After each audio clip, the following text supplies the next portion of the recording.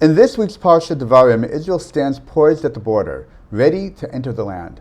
But as both we and the nation know, Moshe will not be joining them.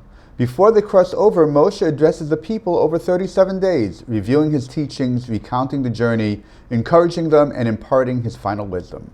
Yet curiously, he begins not with words of comfort or inspiration, but with frustration. Moshe recalls feeling overwhelmed by the burden of judging the people, and describes how, after consulting with them, he appointed circuit judges at various levels to share the load. It's a surprising way to begin a farewell, not with praise or prophecy, but with a reminder of how challenging the people were to lead. Why would Moshe choose this as his opening? There may be many reasons why he chose to begin this way. While praise can uplift and inspire, Moshe wasn't seeking to flatter the people. He wanted to teach, and he had much to say. At the end of Devarim, Moshe acknowledges that Israel will inevitably go astray. So from the outset, he lays a foundation of guiding principles to help the nation remain steadfast and minimize its missteps.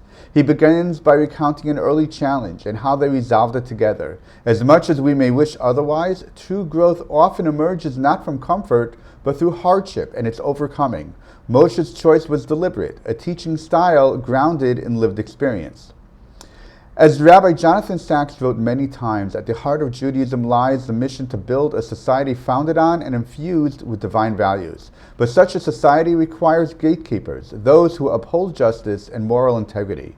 That's why Moshe begins by establishing a judicial structure, to emphasize that justice is not a detail, but a foundation. Only when righteousness is firmly embedded can a community begin to flourish, spiritually, morally, and nationally, building towards its higher goals as Moshe describes throughout Devarim.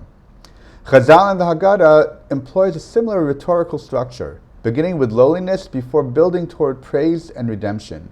Likewise, Moshe's tone in Devarim evolves. It begins with exasperation, recalling past struggles, but it grows, retelling the giving of the Torah and expanding or expounding on many new laws and settings. Moshe seeks to highlight their mutual journey of growth. True leadership does not arise overnight. The potential lies dormant, shaped through time, trial, and relationship. In Egypt, Moshe was merely God's spokesman, sent to confront Paro and redeem the people. But once they left Egypt, Moshe himself evolved, from emissary to leader, and finally to become the shepherd of Israel. Their transformation was shared, his and theirs. Moshe's opening was not a rebuke, but a final act of leadership, guiding the people toward God and modeling how to build a godly society. Shabbat Shalom.